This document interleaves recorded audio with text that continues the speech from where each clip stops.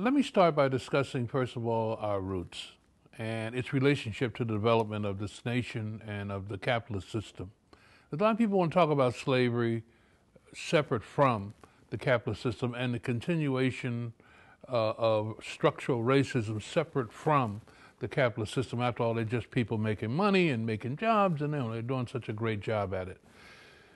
Well, the system is really based on profit, and profit came before people. And one of the ways that they were able to develop this initial wealth in this society was through slavery.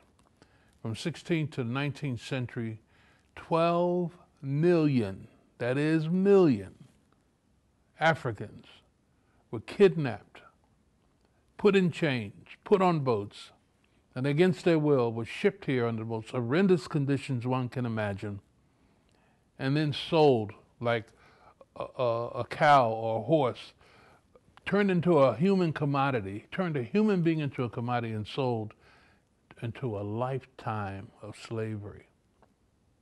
12 million came to the Western Hemisphere.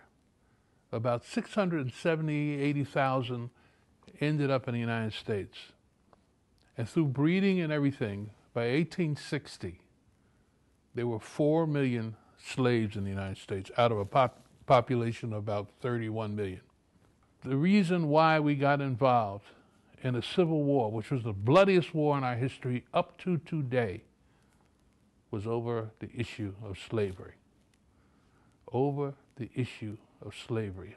So people say, well, racism, we just got to learn, and all of these blacks came here and they weren't quite ready to be free, and all these stupid and really insulting rationales for it. It was an evil system driven by greed and was not driven by great notions of democracy, but by great notions of wealth. Now, that doesn't mean that things were written on the Constitution and the Declaration of Independence weren't great things, but they weren't applied to everybody. And because they weren't applied to everybody, this democracy was flawed, deeply flawed. Between 1920 and 1925, the Ku Klux Klan, which had a program of murder and terror against black people, keep them down through lynching and beatings and jailings and anything they could get away with. They ran the states in the South, of many of them. They were the local sheriffs. They were the judges. They were The Klan between 1920 and 1925 is estimated had 3 million members in the United States. In 1925, listen to this, 50,000 hooded Klanspersons, I guess there were women there too, marched down Pennsylvania Avenue to the White House. 50,000 of them. That's how legitimate and accepted and how politically powerful they were. People like LBJ, when he was a young politician come from Texas in the 40s and 50s, he had to join the Klan. He later did things against them, but he had to. No Southern politician could be elected, and it distorted democracy for all because Klan wasn't just against black people. They were against unions. They were against blacks and whites and browns and Native Americans joining together. And so social progress was stifled because it wasn't possible for working people to unite and fight for a better world for all. They had in common a better world for all. Racism hurts all working people. And the notion that it doesn't is really not true. So with that in mind, the Communist Party has a view that just like Frederick Douglass says, power concedes nothing but struggle. We work on struggle. That we will not just say, well, racism is bad, but we'll work on it after we have our socialist revolution, which some of the old socialists believed that, but that the key to fighting for fundamental change was to fight for democracy and therefore the rights of all people was decisive, uplifting those rights, expanding those rights, and perfecting the things that are written in the Constitution and beyond was key to being able to make any change and certainly any fundamental change. So they had a mixed party. They had a party of black and white, which is unheard of back in the 20s and so forth. And that's the tradition I speak to, and that's the tradition I think that helped the party survive for a long time because it based itself on the working class advancing the working people, end of class oppression, and at the same time end of racial oppression. How did we get from 1925 and when all those Klansmen marching down there and ran the South, and the Scottsboro Boys and all these other cases that were going on around in the South of lynching and on up to Emmett Till and so forth, 90 years of Jim Crow after slavery. How do we get out of that? We got out of that by united struggle. So let's bring it up to today and respect the great struggle that went before and got us to today. There has been progress. We are not finished. The war is not over. The fight is not over. We are not free completely. There's still structural racism. The fact that our young people don't have jobs at the rate of over 50% in some communities, but somehow they got guns and they got drugs, and that has become their job, and they're shooting each other over these financial dealings around drugs and territorial dealings around drugs, and it's unacceptable. But we got to look at the source of it.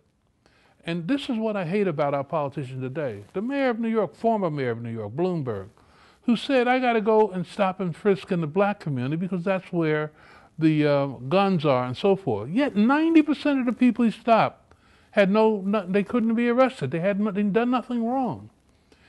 And this was really not about crime. It was about social engineering to make it unbearable, to put the community under siege, like martial law, and make it unbearable for our young people to survive. And tell you what else.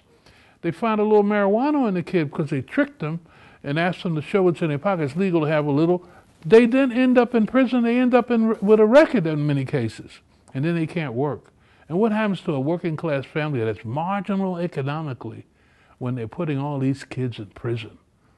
The mass incarceration of black and Latino youth is designed to criminalize and impoverish us for decades and centuries even, unless we're able to do something. So this mayor, Mr. Billionaire, says that, well, that's where the crime is, but that's where the worst unemployment is. The housing crisis is. The schools have been deteriorated. The health care is a problem. The streets are not clean. That is where our youth don't have hope. But he didn't mention that. He mentioned that we were criminals, that we were characterized us as a criminal people. And therefore, he could throw us in jail. We could be treated in this inhumane, oppressive, and exploitive way and get away with it. That's what racism does. And they're doing it to poor white kids too. And they're doing it to Native American kids. They're doing it to Asian kids. They're doing it to our generation. And to me, that's why there has to be unity. And our party believes we have to bring everybody together, and we got to fight for jobs, economic and social equality. We've got to end inequality in the workplace, inequality in education, inequality in the political system, and inequality in the judicial system, in the courts, in the police, and so forth. And this is what inspires me. Just last Saturday in Raleigh, North Carolina, there's a movement called the Moral Mondays. And they've been holding demonstrations around issues like women's rights, education, unemployment benefits being cut. They want to defeat the general policies of the extreme right, which runs that state. Obama won that state in 2008, which was tremendous. My parents come from North Carolina. I am one generation out of the South. Obama won that in 2008, but he lost North Carolina in 2012 because they mobilized and they suppressed the vote. And this movement grew up under the leadership of Reverend Barber, who I had never met and everything, but I've listened to what he has to say, and it's brilliant, and it's right on time. Well, tens of thousands marched last Saturday down there. It was organized by the NAACP, by labor unions, religious leaders, and it really is an attempt to transform a state that is under the yoke of the right wing into a progressive state. Tens of thousands came out into the street and marched, of all races and nationalities, what a wonderful thing to happen in the Deep South.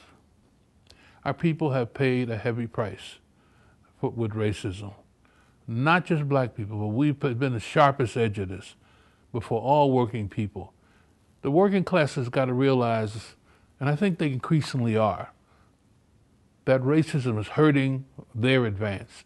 Richard Trump said it in the 2012 elections. He said, if you're voting on the basis of race, wake up, in effect is what he said.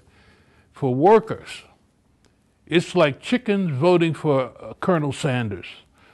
Clever, but really, it tells the story really well. And to some of our Marxist friends who I think are doing great things, talking about how capitalism works and how it's oppressive and how ultimately it has to be changed. But many of them don't talk enough about the crises in the black community and the national question and the relationship and the unity of class and racial oppression, and therefore class and racial unity. How multiracial unity, fighting around the issues of class was so important, because African Americans are well in the 90% working class. They got a stake in the class struggle. In a state like New York, where I am, African Americans are highly unionized. In fact, African Americans nationally are one of the most unionized nationalities in the country, the most actually, proportionally. So those issues are side by side. Those forces have to unify and work together. The women's movement, the gay rights movement, the youth movement, the movement to save the environment. These are powerful, that's a powerful majority in our country. That is the way out. That is how we will win. In conclusion, I'm thinking about all these things that are developing in our country now, all these movements that have come about that are very powerful and very, very inspirational. And people should get involved in these struggles. And I'm thinking about these young people in the ghetto who don't have jobs, in the barrio don't have jobs, reservations don't have jobs. And we need a federal program that's going to create millions of jobs rebuilding our country. And I heard Biden talk about that the other day, and I think that's going on the right track. But it's not going to happen from the White House alone. It's going to happen with organized movements. That's why I am very, very hopeful, because those movements are out there. We have to just mobilize them and fight for this new Congress that will be responsible to progressive ideas and advance a program to bring an end to poverty, unemployment, and so forth. At least move us in that direction. That's where we're at now. You know, short-term goals should not be put against long-term goals. Right now, we got to deal with what's in front of us now as we move towards something more fundamental. I'm thinking, as I talk about Nelson Mandela, who we just lost. He made ultimate sacrifice in this struggle. But he said the road to freedom is no easy walk, and it isn't. But if we walk together, we can win that fight, and that's what we need to do.